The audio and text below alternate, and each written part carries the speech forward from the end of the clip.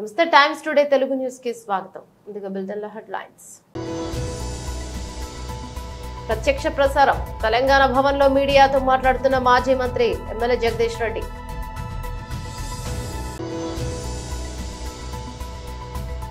Passenger రైలును ఢీకొన్న goods train, 5గురు మృతి.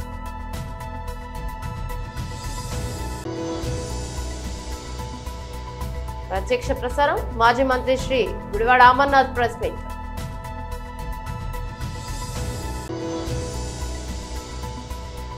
MS Dhoni all time రికార్డును బద్దలు కొట్టిన పాక్ కెప్టెన్ బాబర్ ఆజం. ప్రత్యక్ష ప్రసారం. తెలంగాణ భవన్ లో మీడియాతో మాట్లాడుతున్నారు మాజీ మంత్రి ఎమ్మెల్యే జగదీష్ రెడ్డి. ప్రభుత్వ హయాంలో నిర్మించబడ్డ విద్యుత్ ప్రాజెక్టులపైన, విద్యుత్ కొనుగోలు ఒప్పందం పైన ఛత్తీస్గఢ్తో, అదేవిధంగా PGCIL లైన్లో మన రాష్ట్రం తీసుకున్న హక్కులపైన ప్రభుత్వ ఖజానాకి ఏదో నష్టం జరిగిందని చెప్పి విచారణ చేయాలని చెప్పి ఇప్పుడు వచ్చిన ప్రభుత్వానికి ఏదో కొన్ని అనుమానాలు ఉన్నాయని చెప్పి, ఇవి నిబంధనల ప్రకారం జరిగిన లేవా ఈ ఒప్పందాలు, ఈ ఒప్పందాల వల్ల ప్రభుత్వ ఖజానాకి, అంటే మన ప్రభుత్వ రంగ సంస్థలు జెన్కో కావచ్చు, మన డిస్ట్రిబ్యూషన్ కంపెనీలకు ఏమైనా నష్టం వాటిల్లిందా అనే విషయం పైన విచారణ చేయడానికి అని చెప్పి ఇప్పుడు వచ్చిన ప్రభుత్వం ఒక విచారణ కమిషన్ నియమించింది. జస్టిస్ ఎల్ నరసింహారెడ్డి గారి నేతృత్వంలో. అయితే మేము వీటికి సంబంధించి గత మా ప్రభుత్వ హయాంలోనే ఇవాళ ఉన్న ఈ ప్రభుత్వ పెద్దలు కావచ్చు, బీజేపీ వాళ్ళు కావచ్చు, కొన్ని సందేహాలు లేవనెత్తిండ్రు. శాసనసభలో వాటికి మేము సరైన సమాధానం చెప్పినాం. గత ERC ముందు కూడా వీళ్ళు హాజరై వాళ్ళ వాదన వినిపించిండ్రు. వాటన్నిటి తర్వాతనే ఇవన్నీ కూడా జరిగినాయి. అయినప్పటికీ కూడా ఈ ప్రభుత్వం వచ్చి మళ్ళీ శాసనసభలో శ్వేతపత్రం విడుదల చేస్తూ విద్యుత్ శాఖ పైన చర్చ పెడితే నేను ఆ సందర్భంలో కూడా మీరు ఎటువంటి విచారణకు ఆదేశించుకున్నా అభ్యంతరం లేదని స్వాగతించినాం. మేము ఛాలెంజ్ చేసినాం. నేను కావచ్చు, మా సహచర మంత్రివర్యులు, మాజీ మంత్రివర్యులు హరీష్ రావు గారు కావచ్చు, ప్రభుత్వం లేవనెత్తిన ప్రతి సందేహం విషయంలో, మీకున్న అనుమానాల విషయంలో ఎటువంటి విచారణలైనా చేసుకోండి అని చెప్పి నేను శాసనసభలోనే ప్రభుత్వానికి చెప్పినాం. సరే, దాని లైట్లో జస్టిస్ ఎల్ నరసింహారెడ్డి గారి కమిటీని నియామకం చేసిండ్రు విద్యుత్ పైన. దీనికి సంబంధించి నిన్న 15వ తారీఖు మా నాయకులు, బీఆర్ఎస్ పార్టీ అధ్యక్షులు, మాజీ ముఖ్యమంత్రి వర్యులు తెలంగాణ కేసీఆర్ గారు నిన్న వారి సందేహాలకు స్పష్టమైన సమాధానాలు ఇస్తూ, అదే సందర్భంలో కమిషన్ యొక్క పాత్ర పైన, వారు చేసిన చర్య పైన, వారు చేసింది పొరపాటని, అది చేయకూడని పని అని, గత కమిషన్లు ఎప్పుడు కూడా ఇటువంటి పని చేయలేదనే విషయాన్ని చెప్తూ, మీకు ముందే ఈ కమిషన్కి ఏదో వేరే ఉద్దేశాలు ఉన్నట్టు కనబడుతుంది, వాదనల మీద ముందే తీర్పునిచ్చే పద్ధతుల్లో, అంటే ముందే ఒక నిర్ణయానికి వచ్చి ఉన్న పద్ధతుల్లో మీ మాటలు ఉన్నాయి. అవి నాకు బాధ కలిగించినాయి. ప్రజలకు తప్పుడు సంకేతాలు పంపినాయి. కాబట్టి మీరు ఈ విచారణ చేయడానికి మీరు అర్హత కోల్పోయినరు, మీరు దాని నుంచి ఉపసంహరించుకుంటే మంచిదనే మాట మా నాయకులు కేసీఆర్ గారు ఆ ఉత్తరంలో రాసిన వారికి వారు స్పష్టమైన ఆధారాలు చూపించిండ్రు. వారి అభ్యంతరాలు కూడా చెప్పారు. దాంట్లో ఎందుకు నేను ఈ నిర్ణయానికి వచ్చిన అనే విషయాన్ని 100% అది కరెక్ట్. కేసీఆర్ గారి హక్కు అది. వారు చెప్పడం అనేది చాలా అవసరమైన విషయం కూడా, ప్రజలకు తెలియాలి. తెలంగాణ ప్రజలకు కావచ్చు, దేశ ప్రజలకు కావచ్చు, అందరికీ కూడా తెలియాలి. ఎందుకంటే ఒక సాధారణమైన నిందితుడికే కోర్టులలో పలానా ప్రాసిక్యూటర్ గారు ముందే బయాసుకున్నారు కాబట్టి ఆయన వద్దనో, ఈ కోర్టులో నాకు న్యాయం జరగదు కాబట్టి ఇంకో కోర్టుకు వేయమని చెప్పి అడిగే హక్కు కూడా ఎప్పుడు కూడా ఉంటుంది ప్రతి మనిషికి. ఇదేం పెద్ద జ్యుడిషియల్ విచారణ కూడా కాదు. కానీ వారు 11వ తారీఖు నాడు, వాస్తవానికి 15వ తారీఖు వరకు సమయం ఇచ్చిండ్రు.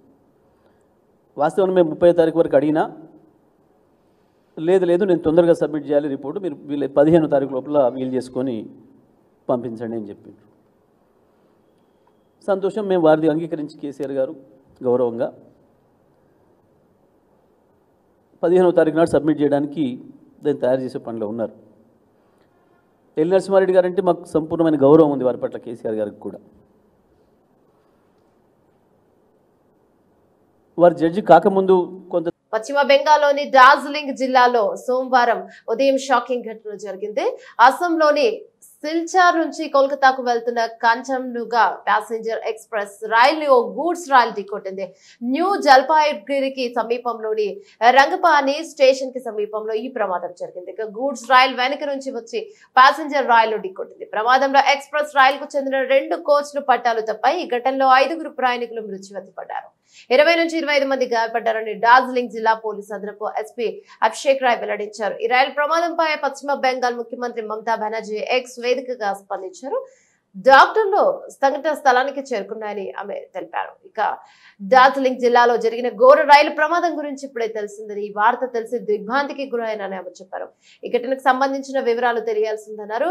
కంచన్జంగా ఎక్స్ప్రెస్ ను గూడ్స్ రైలు ఢీకొట్టినట్లు సమాచారం అందిందని చెప్పారు. ఇక డిఎం, ఎస్పీ, వైజిల్, అంబులెన్స్, విపత్తు నిర్వహణ బృందాలను అక్కడికి తరలించామని తెలిపారు.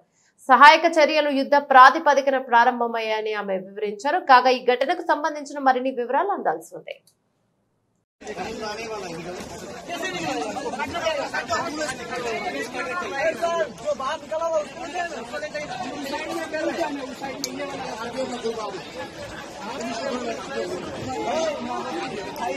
మాజీ మంత్రి శ్రీ గుడివాడ అమర్నాథ్ ప్రెస్ మీట్ నిర్వహించారు.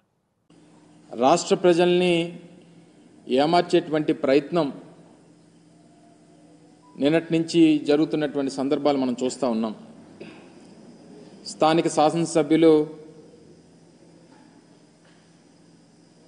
చాలామంది వారి కార్యకర్తల్ని, అలాగే చాలామంది మీడియా సహచరుల్ని అందరినీ కూడా వారిని అందరినీ కూడా లోపలికి తీసుకొని వెళ్ళి చేసినటువంటి ప్రచారం, తర్వాత జరిగినటువంటి దుష్ప్రచారం, ఇవన్నీ కూడా ఒక్కసారి ప్రజల్ని ఆలోచన చేయమని చెప్పి కోరుతా ఉన్నాం. ఋషికొండ మీద గడిచినటువంటి 3-4 సంవత్సరాలుగా ఏ రకంగా దుష్ప్రచారం చేస్తూ ఉన్నారో,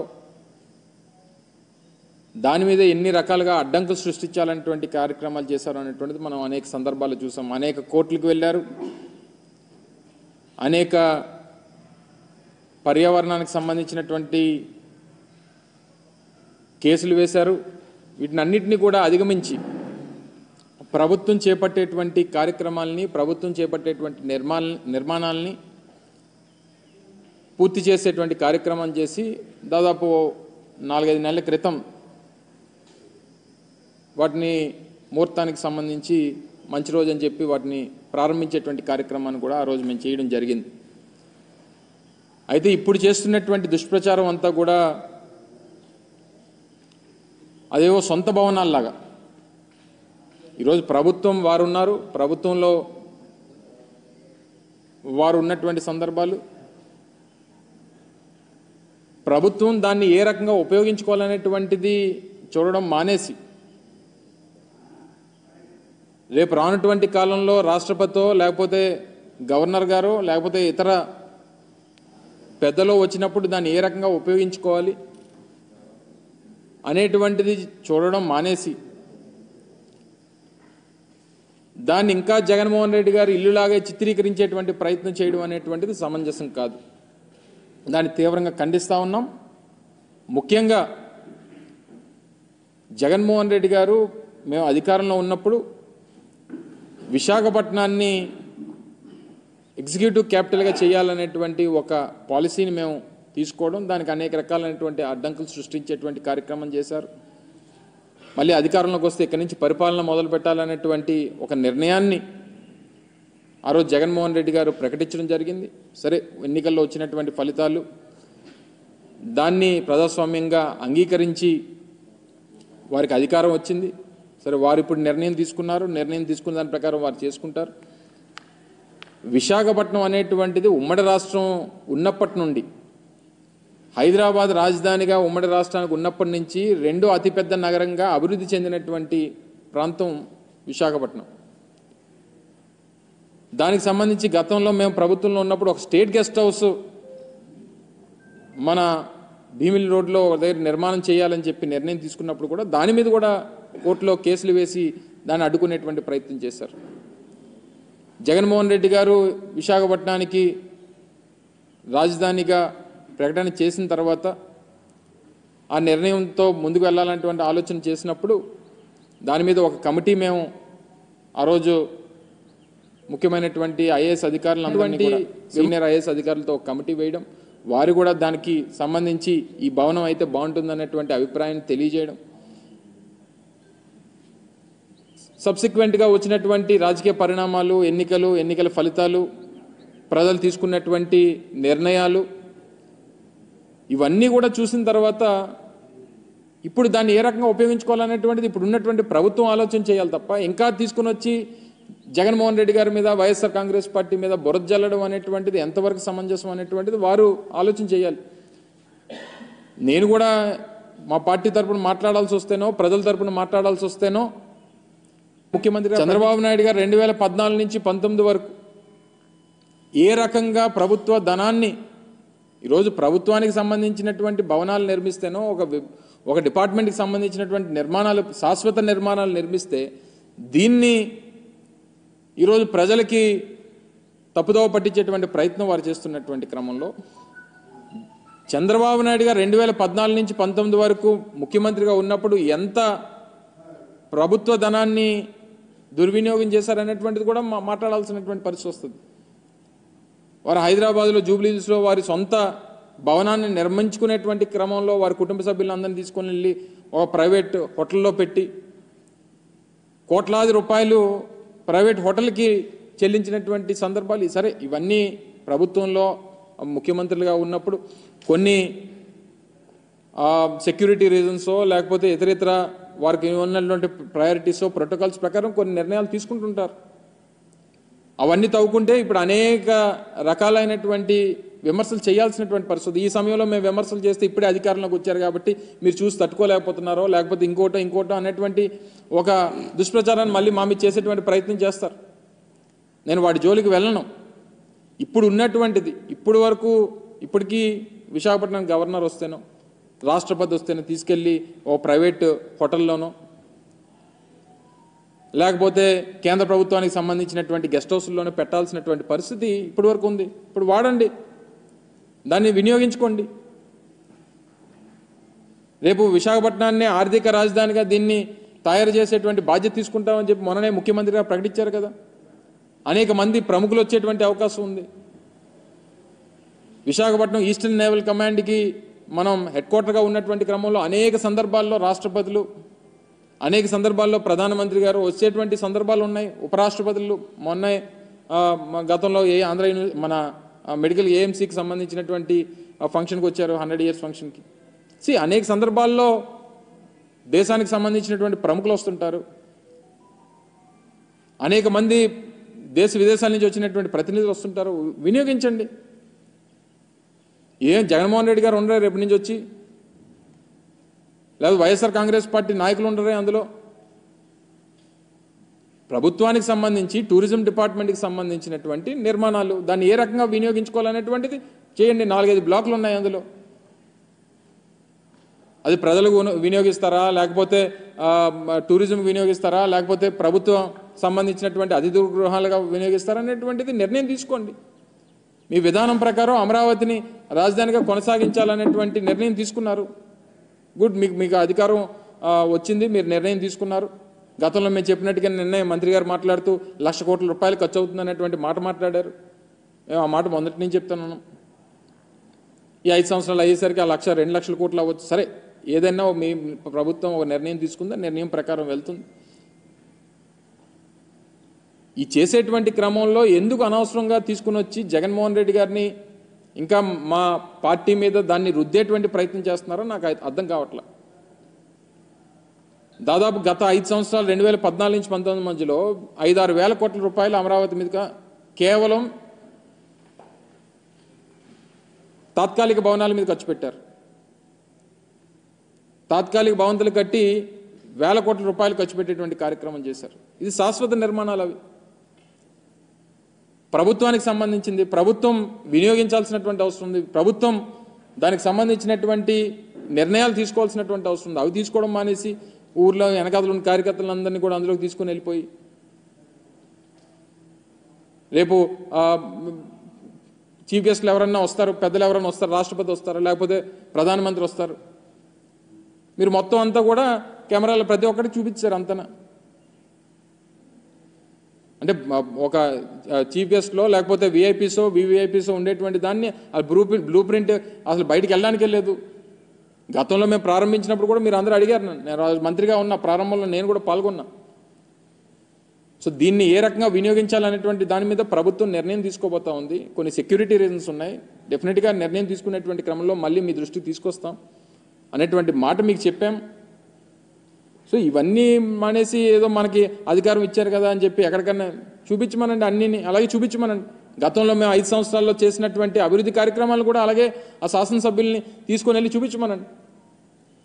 భోగాపురంలో ఇంటర్నేషనల్ ఎయిర్పోర్ట్ నిర్మాణం జరుగుతూ ఉంది, చూపించమనండి. ఇదిగో మీ 5 సంవత్సరాల్లో మీరు ప్రారంభించినటువంటి కార్యక్రమాలు, చేస్తున్నటువంటి పనులు ఇగో ఇవి చేశారు, మీరు చూపించమనండి. లేకపోతే మెడికల్ కాలేజ్ చూపించమనండి, విజయనగరం మెడికల్ కాలేజ్ చూపించమనండి. లేకపోతే ఉద్యానంలో కట్టినటువంటి హాస్పిటల్ చూపించమనండి, లేకపోతే వాటర్ ప్రాజెక్ట్ చూపించమనండి, లేకపోతే పాడేరులో మన మెడికల్ కాలేజ్ నిర్మాణం, నర్సీపట్నంలో మెడికల్ కాలేజ్ నిర్మాణం, లేకపోతే సాలూరులో tribal university, Parvathipuram medical college, Kurupam engineering college, ఇవన్నీ చూపించమనండి. నిర్మాణాలు జరుగుతూ ఉన్నాయి, కొన్ని నిర్మాణాలు పూర్తి అయిపోయినాయి. మూలపేటలో హార్బర్, మూలపేటలో మన పోర్ట్ నిర్మాణం జరుగుతూ ఉంది, చూపించమనండి. ఫిషింగ్ హార్బర్లో అనేక పోర్టులు ఉత్తరాంధ్రకు సంబంధించి ఇన్ని ప్రాజెక్టుల నిర్మాణం చేపడతా ఉన్నాం. ఇన్ని ప్రాజెక్టుల నిర్మాణంకి మేము ముందుకు తీసుకుని వచ్చి ఇన్ని కార్యక్రమాలు చేశాం. ఇవన్నీ మర్చిపోయి అది తీసుకుని వచ్చి ఏదో జగన్మోహన్ రెడ్డి గారు సొంత భవనంలో చూపిస్తారు. MS ధోని ఆల్ టైమ్ రికార్డును బదులుకొట్టిన Pak captain Babar Azam T20 world cup 2024 knockout దశకు చేరకుండానే నిష్క్రమించిన దాయాది దేశం పాకిస్తాన్ కు ఒక ఓదార్పు విజయం దక్కింది. ఆదివారం ఐర్లాండ్ తో జరిగిన మ్యాచ్ లో పాక్ 3 వికెట్ల తేడాతో గెలిచింది. ఐర్లాండ్ నిర్దేశించిన 107 పరుగుల లక్ష్యాన్ని పాక్ 7 వికెట్లు కోల్పోయి 18.5 ఓవర్లలో ఛేదించింది. టార్గెట్ చేజింగ్ లో ఆ జట్టు కెప్టెన్ బాబర్ అజమ్ కీలక పాత్ర పోషించాడు. చివరి వరకు క్రేజీలో ఉన్న బాబర్ అజమ్ 34 బంతుల్లో 32 పరుగులు చేశాడు. ఒక పక్క వికెట్ పడుతున్నా తను మాత్రం చక్కగా ఆడి పరుగులు రాబట్టాడు. ఈ క్రమంలో భారత మాజీ దిగ్గజం MS ధోని రికార్డు బాబర్ అజమ్ బద్దలు కొట్టాడు. T20 ప్రపంచ కప్ లో అత్యధిక పరుగులు చేసిన కెప్టెన్ గా MS ధోని రికార్డును బాబర్ బద్దలు కొట్టాడు. ఐర్లాండ్ పై 32 పరుగులతో T20 వరల్డ్ కప్ లో బాబర్ 17 మ్యాచ్ లో మొత్తం పరుగులు 549కి పెరిగాయి. ఇక 29 మ్యాచ్లు ఆడి 529 పరుగులు చేసి ఇంతకాలం తొలి స్థానంలో ఉన్న ధోనిని అతడు అధిగమించాడు. న్యూజిలాండ్ దిగ్గజం కేన్ విలియమ్సన్ మొత్తం 19 మ్యాచ్లు ఆడి 527 పరుగులు సాధించి జాబితాలో 3వ స్థానంలో ఉన్నాడు. అల్లూరి సీతారామరాజు జిల్లా దేవీపట్నం మండలం ఇందుకూరుపేట గ్రామంలో ఆదివారం మధ్యాహ్నం భారీ ఉరుములు మెరుపులతో కూడిన వర్షం కురిసింది.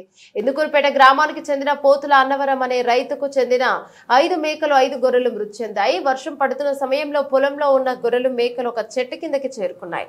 అయితే అదే చెట్టు పైన పిడుగు పడడంతో గొర్రెలు మేకలు మృతి చెందగా చెట్టు కింద ఉన్న రైతు తన ప్రాణాలను కాపాడుకున్నాడు. పిడుగుపడే సమయంలో రైతు చెట్టు కింద ఉండి పరుగులు తీయడంతో ప్రాణాలతో బయటపడ్డానని ప్రభుత్వం వారు ఆదుకోవాలని పోతుల అన్నవరం తెలిపారు.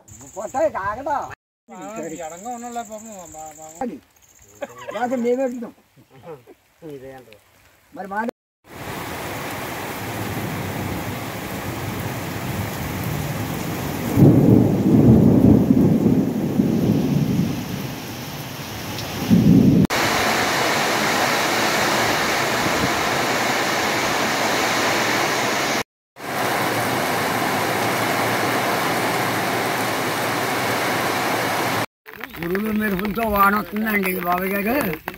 ఈ లోపల చెంచ చెట్టు ఉంటే ఆ చెంచ చెట్టు మీద కొట్టానండి. చెంచ చెట్టు వచ్చంటే ఈ లోపల ఉరుములతో వాన వచ్చేస్తుందండి. గబగబా నేను ఆ చెట్టు కాడికి వెళ్ళేటప్పటికి దండమని బాడాలమని అనేటప్పటికి నేను ఆ చెట్టు కింద నుంచి పారిపోయినండి. ఈ చెట్టు కింద ఉన్న గొర్రెలు వెంటనే తిరగబోదు అక్కడికక్కడ 10 గొర్రెలు అటుగాడు అక్కడికక్కడే చచ్చిపోయినండి. ఈ చచ్చిపోతుంటే నేను వాళ్ళిపోయి పారిపోయినండి బయటికి. నా ప్రాణం రక్షించుకున్నానండి. ఈ లోపల 10 గొర్రెలు అక్కడికక్కడే ఎరగబడి చచ్చిపోయినాయండి. ఇలా జరిగిందండి. నా ప్రాణం రక్షించుకున్నానండి. మీరు ఏం చేస్తారో ప్రభుత్వం మీరు ఏదైనా సాయం చేయాలని మీరు చెప్తే పేదవాడు అని మీరే చేసి పెట్టండి బాబు. అందులో ఆయన మీదేనండి మేము పేదవాడు. భారతదేశంలోని యువతకు జీవన నైపుణ్యాలు నైతిక సూత్రాలు తెలిపేందుకు హిందుస్థాన్ స్కౌట్స్ అండ్ గైడ్స్ ఎంతగానో ఉపయోగపడుతోందని Hindustan scouts and guides Telangana రాష్ట్ర association chief commissioner Addanki Dayakar అన్నారు. ఉస్మానియా యూనివర్సిటీ ఆంధ్ర మహిళా సభ కళాశాలలో Hindustan scouts and guides Telangana రాష్ట్ర అసోసియేషన్ ప్రారంభించారు. అసోసియేషన్ కు చీఫ్ కమిషనర్ గా నియమించడంపై అద్దంకి దయాకర్ సంతోషాన్ని వ్యక్తం చేశారు. ఈ సందర్భంగా ప్రతి విద్యా సంస్థలలో ఎస్కాట్స్ అండ్ గైడ్స్ ను ప్రారంభించేందుకు ప్రయత్నిస్తామని తెలిపారు. విద్యార్థులకు యువతకు దేశం మరియు సమాజం పట్ల కర్తవ్య భావ్యంతో సాధికారత కల్పించేందుకు ఇది ఎంతగానో తోడ్పడుతుందని తెలిపారు. మన దేశానికి ఉజ్వల భవిష్యత్తును రూపొందించడానికి బాధ్యతాయుతమైన పౌరులు మరియు నాయకులుగా యువతను స్కౌట్స్ అండ్ గైడ్స్ సిద్ధం చేస్తుందన్నారు.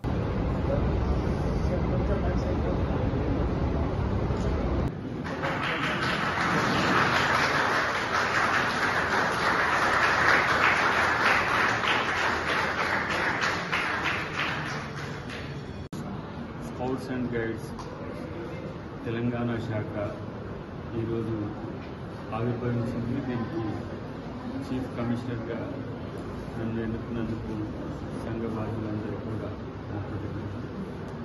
ఇది డిగ్రీ కాలేజ్ లెవెల్లో అటు తర్వాత మిగతా అన్ని ఎడ్యుకేషనల్ ఇన్స్టిట్యూషన్స్లో కూడా దీన్ని ఏర్పాటు చేయడానికి ప్రయత్నం జరుగుతుంది. ప్రత్యేకించి అటు ఎవరైతే స్టూడెంట్స్ ఉంటారో అది మగపిల్లలు కానీ ఆడపిల్లలు కానీ వాళ్ళలో శారీరక దారుణ్యంతో పాటు మానసిక ఎదుగుదల అంతేకాకుండా ఒక క్రమశిక్షణ నేర్పే ఒక వ్యవస్థగా దీన్ని తయారు చేయడమే కాకుండా మహిళా విద్యార్థుల పాత్ర కూడా పెంచి ఇటు రాష్ట్రంలో అటు దేశంలో ఒక మంచి సామాజిక కార్యక్రమాలు చేపట్టి ఒక వ్యవస్థగా దీన్ని తయారు చేయాలని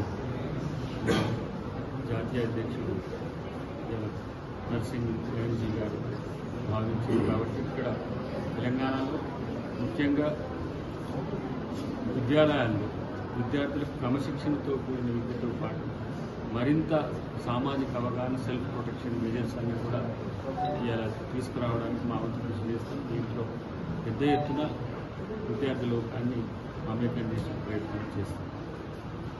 సూర్యాపేట జిల్లా నడిగూడెం మండలం వల్లాపురం గ్రామంలో ఘనంగా బక్రీద్ పండుగ ఘనంగా జరుపుకున్నారు. హజ్ తీర్థయాత్రకు వెళ్లిన వారు మక్కా నుండి మదీనా మహమ్మద్ ప్రవక్త సమాధి ఉన్న నగరంను సందర్శిస్తారు. అల్లాహ్ ఆదేశానుసారం ఇబ్రహీం అలైహిస్సలాం తన ఏకైక పుత్రుడైన ఇస్మాయిల్ ను బలి ఇవ్వడానికి సిద్ధమవుతారు. ఆ సాంప్రదాయాన్ని స్మరిస్తూ ముస్లింలు బక్రీద్ పండుగను జరుపుకుంటారు. రంజాన్ లాగే బక్రీద్ పండుగను కూడా కుగ్భా ధార్మిక ప్రసంగంతో ఈద్గాలో సామూహిక ప్రార్థనలు జరుపుతారు. ఆ తర్వాతనే వారు నెమరు వేసే జంతువులను ఒంటె, మేక, గొర్రె, ఎద్దు మాత్రమే కుర్బానీ బలిస్తారు. బలి ఇచ్చిన తర్వాత దానిని 3 భాగాలుగా విభజించి ఒక భాగాన్ని పేదలకు, మరొక భాగాన్ని బంధువులకు పంచుతారు. ఇంకొక భాగాన్ని తమ కోసం ఉంచుకుంటారు. ముస్లింలు త్యాగానికి ప్రతీకగా బక్రీద్ పండుగను జరుపుకుంటారు. కాగా బక్రీద్ పర్వదినం సందర్భంగా వల్లాపురంలో ముస్లిం సోదరులు బక్రీద్ ప్రార్థనలు పెద్ద ఎత్తున నిర్వహిస్తున్నారు. అలాగే దేశవ్యాప్తంగా బక్రీద్ పర్వదినాన్ని ముస్లిం సోదరులు ఘనంగా జరుపుకుంటున్నారు. ربنا اغفر لي ولوالدي وللمؤمنين يوم الحساب لا اله الا انت سبحانك اني كنت من الظالمين لا اله الا الله الحليم الكريم سبحان الله رب العرش العظيم صلى الله عليه وسلم برحمتك يا ارحم الراحمين والحمد لله رب العالمين.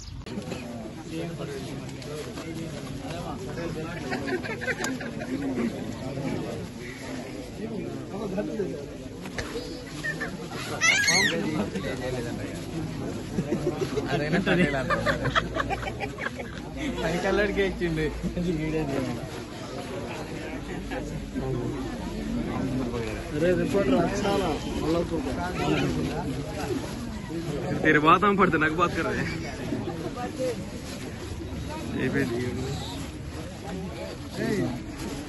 ईद मुबारक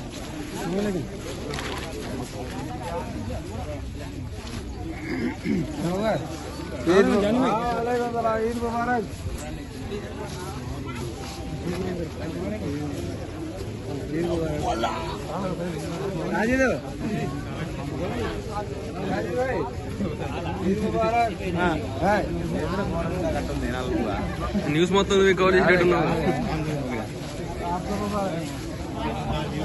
బులెటిన్ ముగించే ముందు హెడ్లైన్స్ మరోసారి. ప్రత్యక్ష ప్రసారం. తెలంగాణ భవన్ లో మీడియాతో మాట్లాడుతున్న మాజీ మంత్రి ఎమ్మెల్యే జగదీష్ రెడ్డి.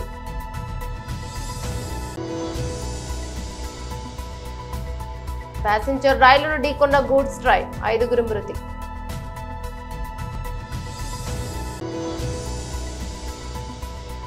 ప్రత్యక్ష ప్రసారం. మాజీ మంత్రి శ్రీ గుడివాడ అమర్నాథ్ ప్రెస్ మీట్.